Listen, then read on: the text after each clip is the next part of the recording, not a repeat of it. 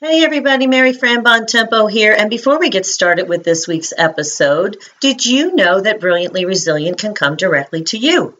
That's right, we have keynotes, programs, presentations, workshops, all available to companies, associations, conferences, and organizations, either virtually or live in person.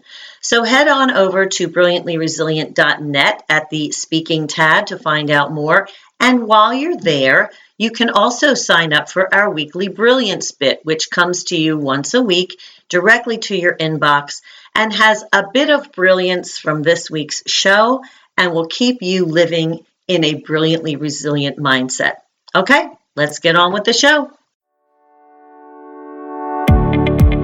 Welcome to the Brilliantly Resilient podcast. What's your train wreck? Everyone has one. The question is, are you going to live there or are you just visiting? Let's check in with Mary Fran and Kristen to learn how to come through not broken, but brilliant.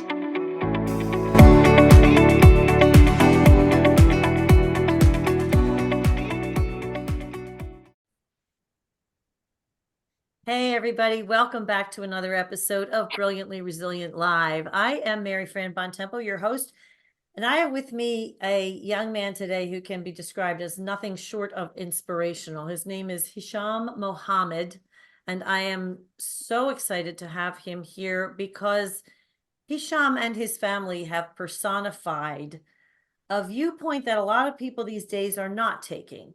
Hisham and his family personify a viewpoint that recognizes the value of hope and peace in a world where most of us are fighting for one reason or another. And his story is a powerful one. I want to share that with you today. So Hisham, thank you so much for joining us. Thank you so much for having me. It's a pleasure. I'm so happy to have you here.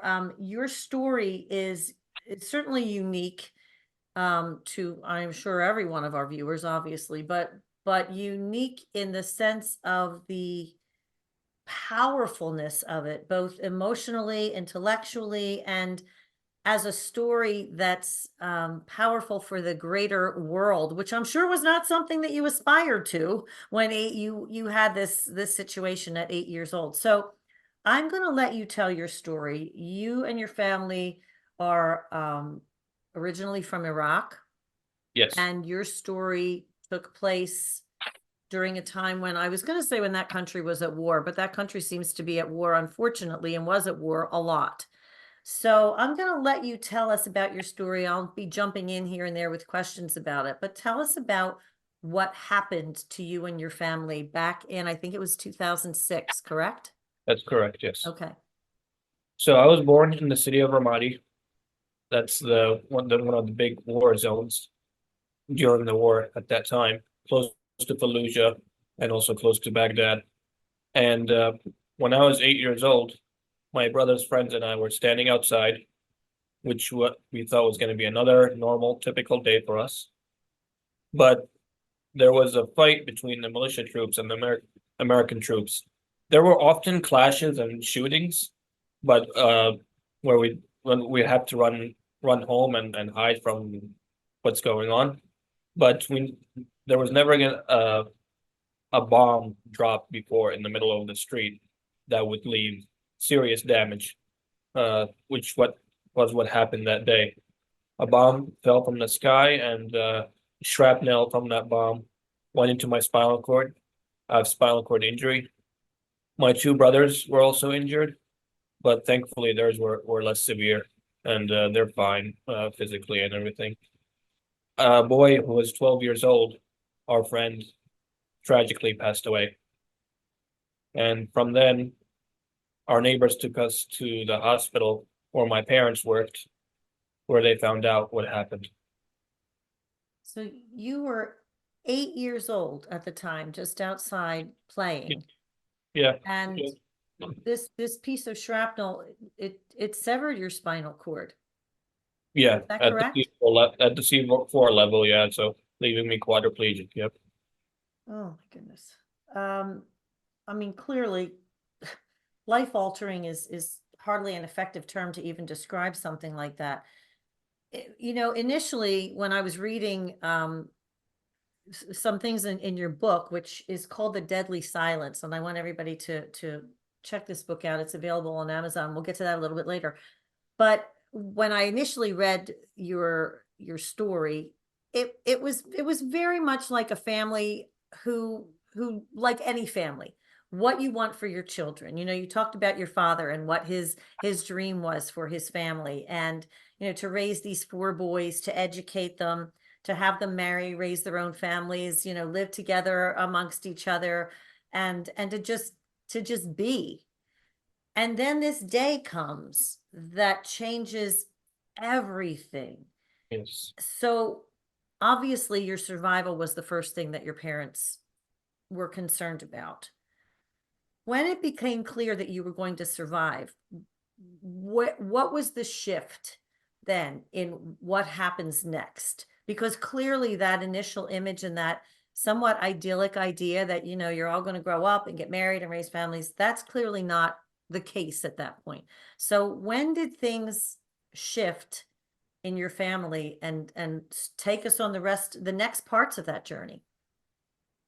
Yeah, good question. I mean, really the main purpose was to find better medical care, especially for me, when my dad knew how severe my case was.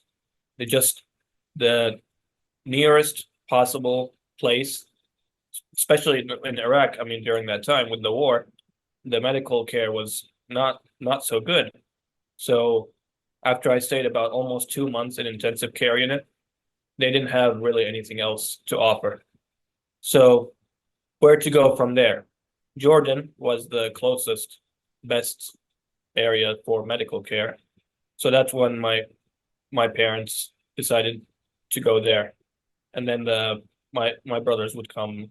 It was just my parents and I in the beginning. My mom would go back to get my brothers later. So yeah, the shift was to find better life for us, since sadly our home country didn't offer that much for us now. So your family was I mean, that bomb not only severed your spinal cord, but it severed your family and the way they thought that life was going to be, even within a war-torn country, which actually brings up kind of an interesting point. And here in the United States, we've not had to deal with the daily effects of war. But I actually spoke to another author who had written something about the Ukraine war, the war in Ukraine.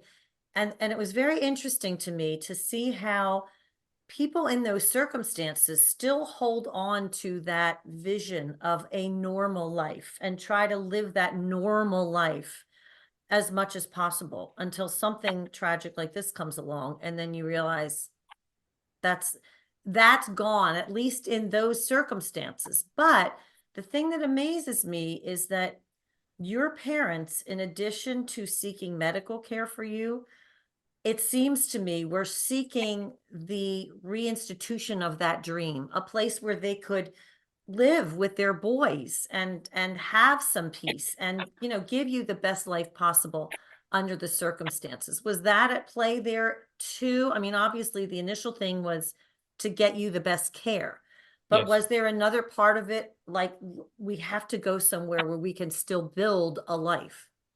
Oh, absolutely. And they care a lot about education, my parents being both doctors. So once we came here to the United States and tried to establish, like you mentioned, a normal life, pretty much starting from scratch, we wanted to see about schooling, education, how we go forward with that.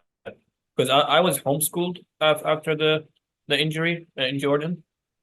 So when I came to the United States, it was terrifying trying to see about starting in a new place, especially with my injury. Like I loved school growing up in the elementary school, and that was one of the big fears actually after my injuries, that I thought I was never gonna be able to go to school. What can I do now that I lost the ability to move my arms and legs? It felt like, of course, there were hopelessness and very dark times, especially in the first 2 years. I can't imagine. I I have a lot of grandkids, and I can't imagine any one of them suddenly being able to not run and play and jump. And when, one day you're a normal kid and the next day that is, your life is forever irrevocably in every way, but in ways that are so important to kids, completely Yes, changed. absolutely. So your mother and father took you to Jordan, but was that your last stop before the United States, or were you somewhere else after that? We went to Russia for 3 days. My dad took me to Russia. Uh, they said they had good medical care and that they were going to be able actually to treat me fully.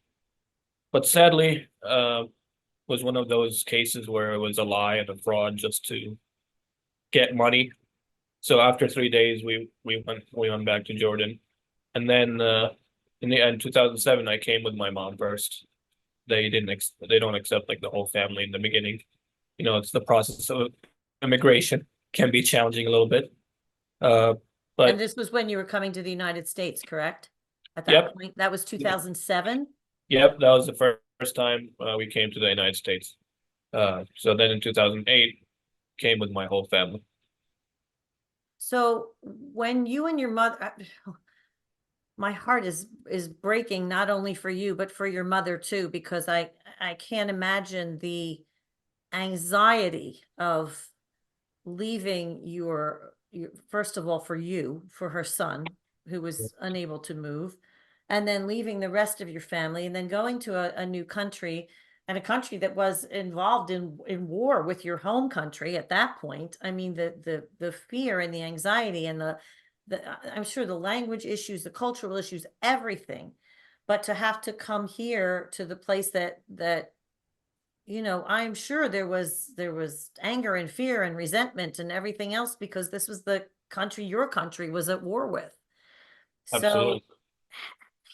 where did you end up, and how did you have people that you stayed with, or how did that, I mean, I'm thinking of the very, as a mom, I'm thinking the very practical matters of here, like, oh, where are we going to sleep tonight? That kind of thing.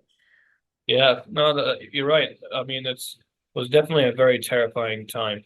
Uh, there's an organization that connects with people and families who volunteer to house people with them.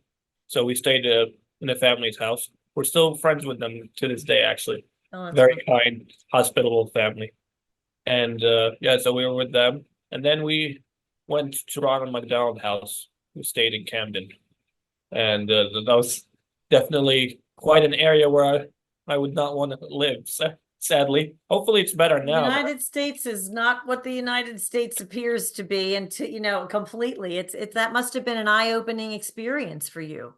it was quite a shock. I'm like, came from a dangerous war zone, and here it seems this is also scary and close to it. It was Mhm. definitely very shocking.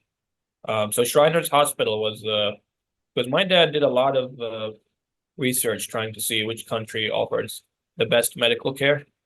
So Shriners Hospital charity, they're a very good hospital nationwide, and they're the ones that accepted for us to come. So then the rest of your family came to the United States when? In 2008? Yep, all of us, yeah, came. So yeah, after about 3 months and a half, my mom and I stayed here. I learned English during that time. So it's easier, thankfully, being young. I was almost 9, so it's definitely made it easier to learn faster. And then, yeah, we went back to Jordan and came the following year. And got everybody here together. So now let me ask you this, as a child, and I guess in consideration of your mother too, at what point, or was there any hope? Because you talk a lot about hope and peace. That's your mission now. When did you start to feel the seeds of that? Because up to this point, this story is pretty devastating. At Yeah. what point, or where, or when did these seeds of hope start to sprout and then eventually turn into a quest for teaching people about peace? Oh, that's an excellent question. Yeah. Yeah. I mean, it started I feel maybe after a year or two after my injury. In Jordan, I was seeing psychologists that really helped get me out of my depressive state. Because, of course, I didn't feel like I wanted to do anything, or uh, even just the future seemed so dark. Like, what am I going to do now? And then, yeah, I think that was the first big step there in Jordan.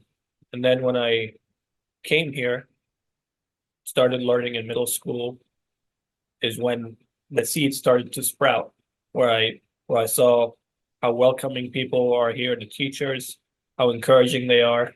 And I had an aide with me in middle school she also stayed with me in high school, who was very helpful.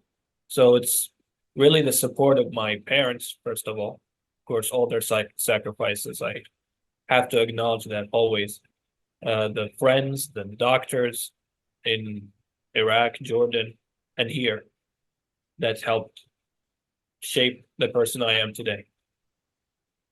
So to get to that, do you feel that since you came here as a child, were those relationships that you formed as a child here, was that maybe something that looking back now, you can say that was kind of where it started because the children that you met had no awareness of war and what was going on politically and country-wise and all of that. And you could see them just as people, which is the goal. I think when when you talk about peace, it's initially you have to see each other as people and find that common ground. Do you think looking back, and because it probably wasn't conscious with you as a child, but Yeah. do you think that there was something at play there? Like, hey, these kids are okay. These Americans aren't so bad. And you started to form relationships, which kind of opened that door a little bit for saying, hey, you know what, we got to figure out how to talk to each other as you got older. Oh, absolutely. I mean, we only saw the military side growing up in Iraq. Never in our wildest dreams did we think something like this would happen and we would come to live in America. I mean, we thought, like you mentioned in the beginning, but my parents had a certain dream of us growing up in our home country, pursuing education, getting jobs, getting married there. We thought about going to Syria. We visited Syria twice. Um, Things were good and safe there. So that was one of our plans as well. But yeah, certainly, I mean, when we came here, we were in for a shock with the different culture and everything. But I loved the warm welcome that we received from the school, the people, and it really changed our perception of what we saw from only the military side. So is that a part of your work now? Which your work now is to promote peace and love and understanding. And we talk about those things and they're somewhat nebulous terms, obviously, but the grounding of that is in finding that commonality as people. Is that where you start? How do you start to try to build and encourage this these relationships of hope and peace with people when there are so many politicized issues and things like that going on today? Yeah, you really just communicate and network with people, I feel is the one of the most important things. People will disagree with you a lot of times, and that's okay. But I try to surround myself with people I feel comfortable. I can voice my opinions without arguing or fighting with them about it. Because who wants to have? We don't want to have negative energy around us. The important thing is to surround yourself with positivity and good people, and that's one of the things that keeps us mentally and physically healthy. So that's the important thing is to talk, educate, and I've learned all these years is to the cure to ignorance is education. You never know what a person is going through or when you talk to someone, what their story is sometimes. And or what happens behind closed doors. So that's one of the other things I emphasize, is not to jump to conclusions, assume things without knowing the full story. Oh my goodness, you should be telling this to the entire world right now about not jumping to conclusions and making assumptions. And I think that there's so much validity in what you're saying, because most people at heart are not bad. They're not evil. They are reacting on the basis of their circumstances. Did you find that to be the case? Absolutely. Yeah. And a lot of people don't know here about what happened like in the Iraq War, or the religion of Islam, or the culture. So there is ignorance, lack of knowledge there, that they need to be educated on. So like you said, yeah, a lot of people are not bad, and I've learned a lot of them, even during the Iraq War, were against it, who protested against it. And they were lied to about the idea of weapons of mass destruction. So the corrupt government is the one to blame, not a lot of the people who want to do good. And at the end of the day, we are all people, unfortunately, at the mercy a lot of times of the governments and the political situations and the whatever, because all of those forces have agendas of their own. But it sounds to me like one of your basic tenets of your mission is to put all that aside, recognize the commonality that we have in humans as humans, and to kind of go back to that very early idea that your parents instilled in you of education, getting a job, living your life, as a good person and with your family. Those really simple ideas of what a good life is that part of this too, taking this down to the simplest components of what a good life is and focusing on that? Well, absolutely. That's perfectly said. I mean, it's so simple, but sadly, a lot of people complicate it and make it complex. So that's when issues come up, when you try to make things more challenging or overly complex than they need to be. Like if you sit down and say governments or people and have a nice civilized conversation, so many problems can be solved. And the key thing also is listening. I've learned, like now I'm studying, hopefully in my last semester at Penn State World Campus, Human Development and Family, and they emphasize listening, active listening, not just hearing.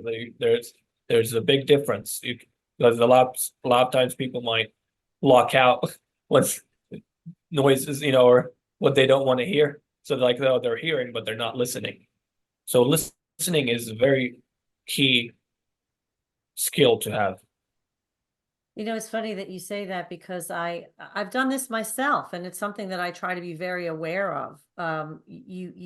People listen to the point where they hear something they don't like, and then they start formulating their answer in their head without even fully listening to what the person is saying. And maybe being able to ask questions that, if you don't understand why someone is saying a certain thing, there's nothing wrong with asking a follow-up question to learn more, all in the interest of self-education.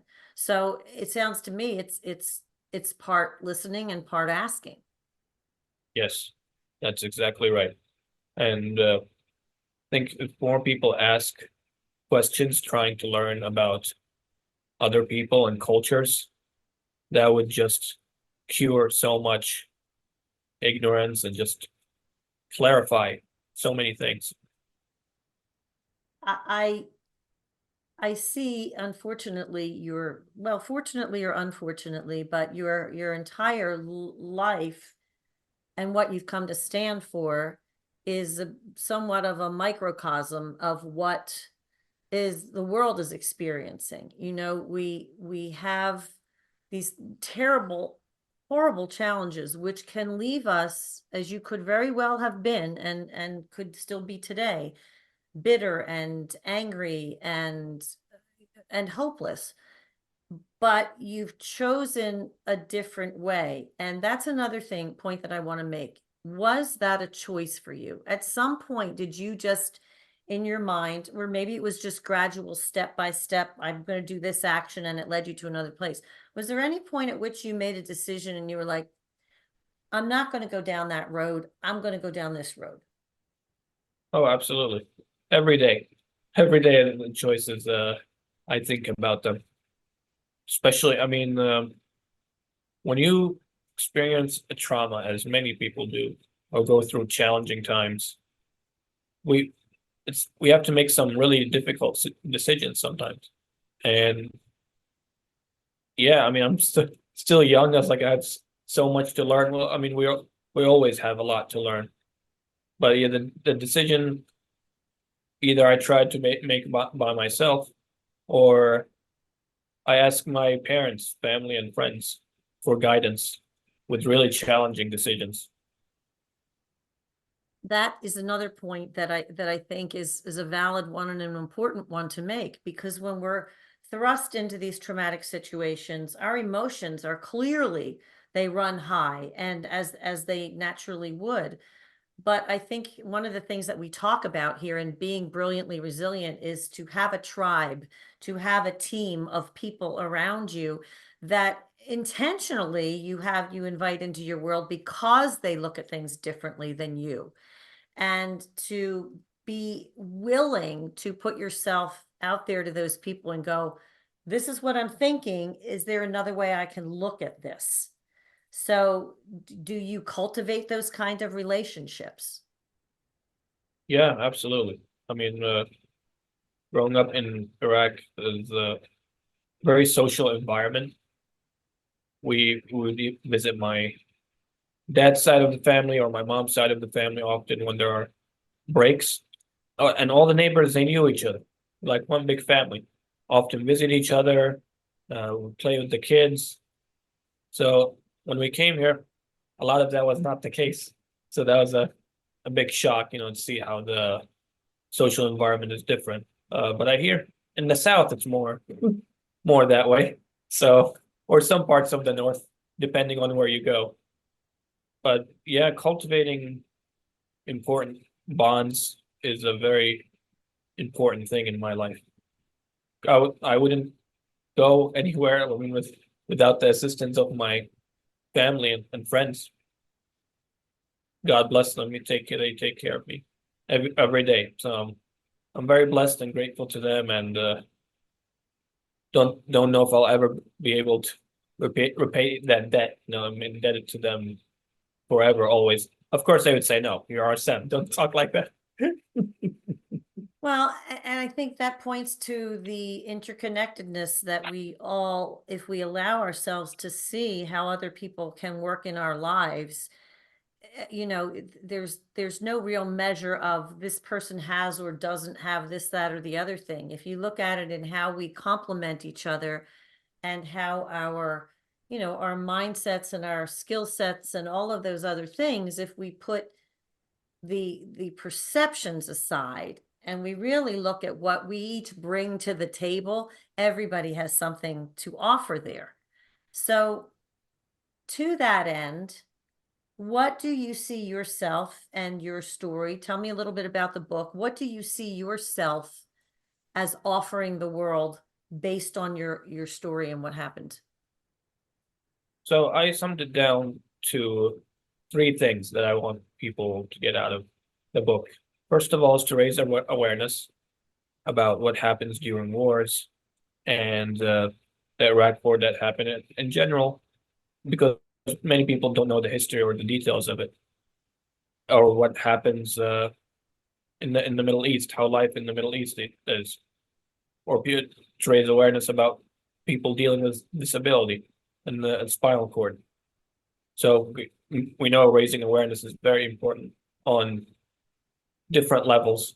Second of all is education, which can also go with that. Educate people about wars, the Middle East, the religion of Islam, and the culture.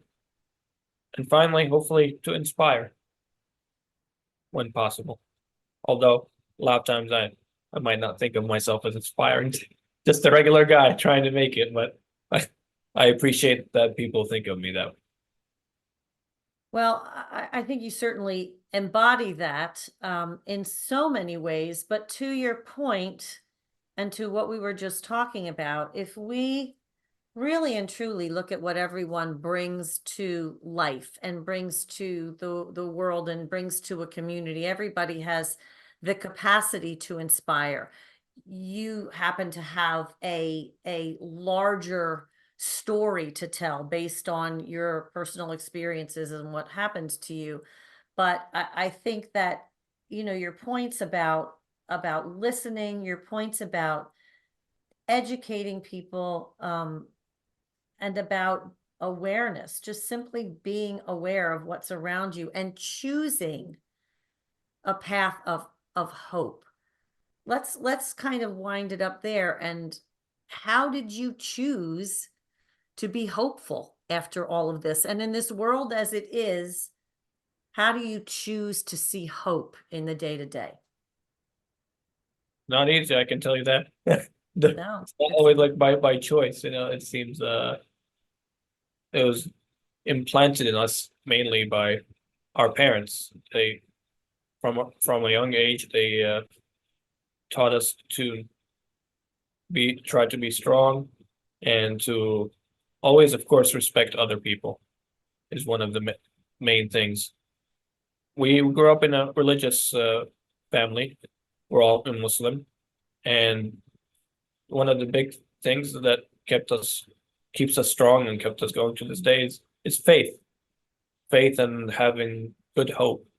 So that really I give most of the credit to my parents for that, because after the injury and still now, can be easy to fall to despair and feel hopeless and give up, but they're there to pick me up when I feel I can't go on anymore. As a lot of people know that feeling. That's why when you need help, it takes a village, as they say. I couldn't have put it better myself. Yeah. So I want to, first of all, thank you. This has just been an amazing conversation. I am so glad you and I had trouble connecting for a while, and I'm so glad that we finally were able to do this, because this is such an important conversation. And regardless of whether you choose to see yourself this way or not, you are an inspiration. So I thank you for that. And I want to, again, tell everybody about the book, The Deadly Silence. And why don't you tell us where we can learn more about you and where we can find the book? So the book is mainly on Amazon and Barnes and Noble. It's called The Deadly Silence, and you'd have to write by Hisham to get it, or by Hisham Mohammed. And what else? Oh, it's available in other retailers, but they're not as known, not as common. So there's a Kindle version and a paperback version you can get. So we talk about our journey, how life was in Iraq before the war and after the war. We provide a little history, and then we dive into our story and how we got here. Actually, I co-authored it with my friend G. Ross Kelly. May he rest in peace. He was a great author, great friend. So his legacy lives on with us. Well, I am so happy to be able to share this with people and to be able to share your amazing story. And again, I thank you for joining us today, joining me. Everybody, please take a listen to this, not only to this interview, but please go and check out The Deadly Silence. Hisham Mohammed is bringing us a message that we all need to hear more of. So thank you so much, Hisham, for joining us today. Everybody, if you are looking for a little bit more brilliance, go head over to brilliantlyresilient.net. You can sign up for our emails, and we will get you a little bit of brilliance every week right into your inbox. Have a great day, and we will see you next time on Brilliantly Resilient. Thanks for tuning in to the Brilliantly Resilient podcast. Join our Facebook group and follow us on YouTube to be inspired with tools to reset, rise, and reveal your brilliance.